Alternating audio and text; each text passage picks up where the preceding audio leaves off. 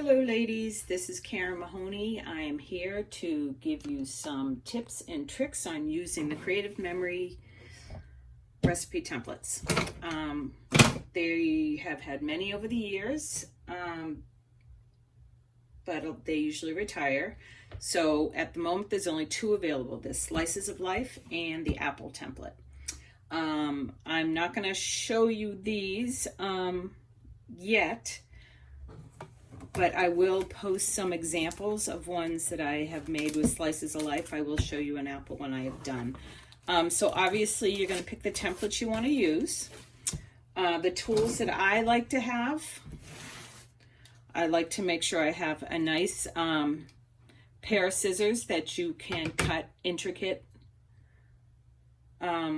cuts with. These are the Creative Memories new micro scissors, so these are fantastic. They're nice and they're really pointy at the tips, so you can do some nice intricate cuts with these. A pencil, my favorite is the mechanical pencil. I find that it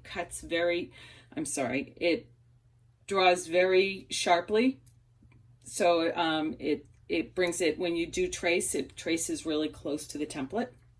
And it erases really nicely with the eraser that's on it.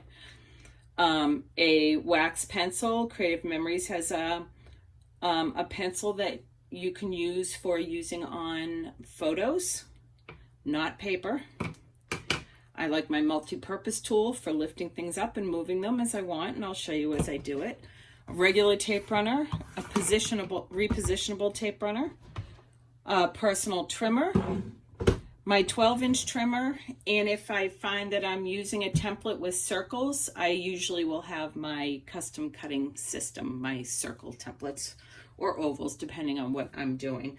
I'm not using one today that uses that, but if I was to use this one, for example, I would definitely be using my jumbo circle and probably a smaller circle for the center if I was going to use that part of the template.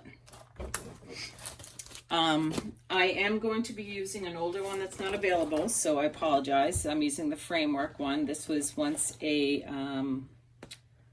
promotional recipe template they had for advisors, so it does pay to be an advisor once in a while. So I'm going to use this so you can see there's no real circles on this one. Another tip I will tell you is always know where the front of your template is. Probably the best thing to do is to take a Sharpie and you can just write front on it. I haven't done it yet on this one because this is actually the first time I've used this one, because it is very easy to be using a template, especially one like the Slices of Life. No matter how you hold it, it kind of looks exactly the same, so it's easy to lose your place. And as much as you may think if it's this way or this way, it doesn't matter. A lot of times there's very small variances in the pattern. And when you go to piece it together later, it doesn't quite fit right. So it's always best to write or mark where the front of it is, maybe where up and down is, so you don't mix it up on yourself, because that can get frustrating. So also with this one, someone gave me a really great tip. This is the front paper for the packaging. On the back, I took it and I traced my template on here with pencil.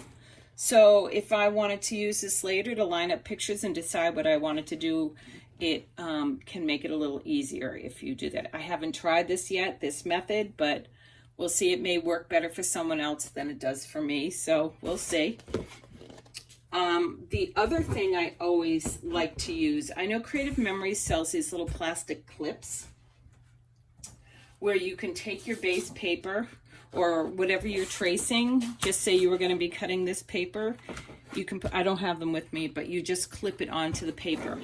You can definitely do it that way. The clips are really inexpensive. It's not how I do it, so I can only show you how I do it. So you can see the template better with the paper behind it right now. What I use most of the time, which you do not have to have, but like I said, I'm going to tell you what I do, is I use my scrap easel. For those of you that have it, you know what it is, but for those of you that don't, it's basically a magnetic board that you can either put this way, where it always kind of sits upward, so you could be sitting in a chair and see what you're working on, but you can do it this way, or you can have it stand up more straight that way. They're not inexpensive. It's a pretty expensive item, which is why I don't necessarily tell everybody they have to have this. It's probably about $65 to purchase it. I like it because I use it for other stuff as well. When I'm working on a layout, I put it up in front of me. When I'm using templates, I like to have it a little bit lower in front of me. And it's very magnetic, and it comes with these little magnets, which holds everything. Another option that costs a lot less money is let me grab it, a cookie sheet. This is a 14 by 16 cookie sheet that I bought at Shaw's, which is a supermarket here in Massachusetts. I'm sure they're in other places too. I know they're in New Hampshire, but I know you're all from all over the place. This is 16 by 14. It cost me $9.99 at the grocery store, and it's magnetic. I brought a magnet with me to make sure it was magnetic. So you could totally just use this. Yes, it lays flat, but I just like to have something that uses magnets. So you could put your paper on there. You can put your template. Put your magnet on the top two corners. And then you're ready to go. I did use this when I did make an apple with the apple template. Actually, I was trying to make a pumpkin, but it still looks like an orange apple. I would have done it a little bit differently to make it look more like a pumpkin, but it's super cute and I love it a lot. This is the Hello Autumn paper pack, which is currently out, but it's supposed to come back. So I'm going to show you how I use this one. Best thing to do when you want to use a template is to just, first of all, the packaging will have ideas on it. You can go on Pinterest, get lots of ideas, just type in the name of the template. You'll find ideas all over the place. You can ask your advisor, maybe they have a link of some ideas. I know our back offices have some ideas for some of the recipe templates. So obviously looking at this is how it goes, because the Creative Memories is written down at the bottom. So this is obviously the front, this is the top, this is the bottom. You don't have to do it this way. You could turn it this way, do it that way. You could do it that way. You could, actually this way and this way are probably the same, but there's a lot of different ways to do it. I personally I think with this layout, I'm gonna do it this way. And I'm gonna leave that bottom piece of cardstock on it, because that's the bottom cardstock I'm gonna use for this. And I'm just gonna do the top, because the way I do it is I like to have it so I can flip this up and down. Okay, I'm gonna have my photos that I'm going to use. Now I'm going to use photos from my Sacco retreat last year. So some of you ladies know this one. I'm doing the Bragate from my retreat. Hope you ladies don't mind. I have the pictures from this, but they're funny and I'm dying to scrapbook this. So I have my photos. And I really do need to sharpen my pencil, but I don't have a sharpener with me, so that's probably something else you should have on you. So I'm going to do my photos first. And I have an idea of how you want them first. Kind of put your photos in and kind of figure it out what you want to do. I looked at this earlier, kind of decided how I wanted to do it. So don't think I'm this quick at deciding. And I decided that, see, this is where the multi-purpose tool comes in handy. It's nice to lift things. I wanted to do basically that. is what I wanted to do. This may go on this side or that side. I'm not really sure. I'm going to use one of these as a journaling box, and I'll probably put a title over here. I may slide this down a little and put a title right there, I think. Even maybe down a little further. I'm not really sure. But I'm going to do that. So I'm going to do this one photo at a time, because I'm going to do the photos first. And I'm going to line this up how I want. Now, a lot of times when you have like a square for a photo, it's really good idea to just line it up flat. So you only have to cut, like here, I would only have to cut 2 sides. So I'm going to take my pencil. I'm going to go across there and there. Whoop. And here. I do need to sharpen this pencil. And I'm going to take my personal trimmer and I'm going to cut it just kind of on the outside of where I had that line.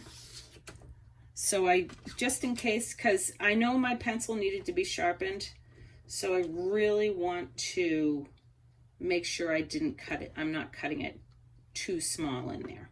So I'm just going to do it just on the outside of the line. I can always trim it a little more if I need to. And I have that. Now you can see with this wax pencil, I have the line on there. It comes off very easily. I can just erase it with an eraser, with any eraser. It'll just come on right off the photo. You can also use a dry erase marker if you have a, like a sharp one. And that's cut, and I would basically put this here. Now what you can choose to do is you could take a magnet and just hold it there for now. I'm not going to permanently stick it down quite yet. I like to wait until I'm done cutting everything. So I'm going to go through this and I'm going to cut the rest of my photos.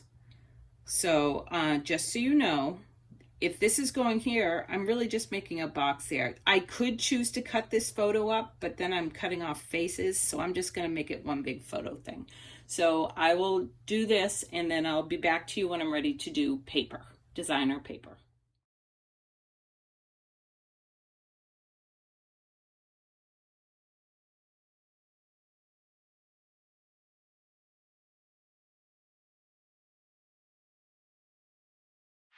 Okay, all my photos have been cut down, and I just have them being held here by a magnet.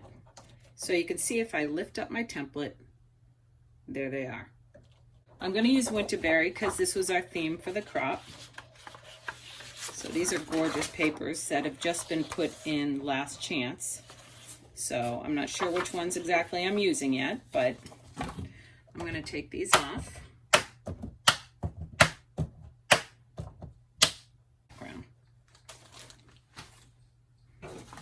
So I'm going to line up my template because I think I'm going to stick down my photos so I can get to doing the papers. So I'm going to put the magnet at the top, make sure it's lined up. I'm just going to stick it down at the moment with repositionable tape, because if I decide I want to change anything, I'll still be able to. So I'm just putting a little bit of repositionable tape on the bottom there. I'm going to see how this fits right in here. It goes right in there.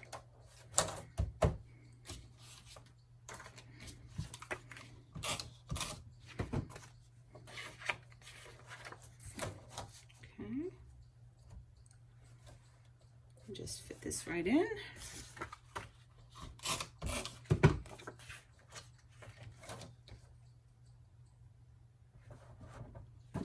One more.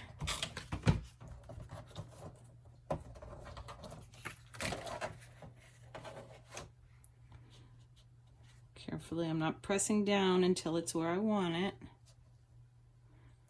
I'll have to erase some of these marks, but I can do that later. Okay, great. See, doesn't this look pretty? Okay, so now I can take this off. And I'm basically done. I just need to journal.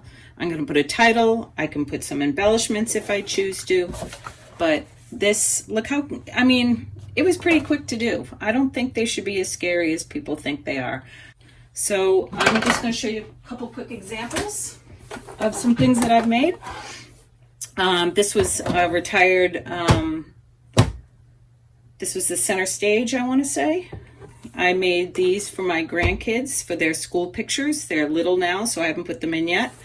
I made 2 for the boys and 1 for my granddaughter.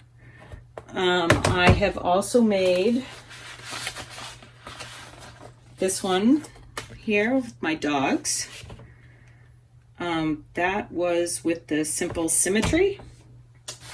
And I did one with Global Glow that I've done with a lot of you. I did as a class before. I just want to show you this one specifically because this is one that I did the whole template with paper and I put the photos on after. So that's always an option for you. You don't have to make a template and fit all the photos in the template if you don't want to. You can, it works great, but you don't have to. So this was just an example that I made kind of a snow globe out of it. See, that's what the template looks like. And I just put the photos on after. So it was super simple. So that's it. If you have any questions, just ask me. Thank you.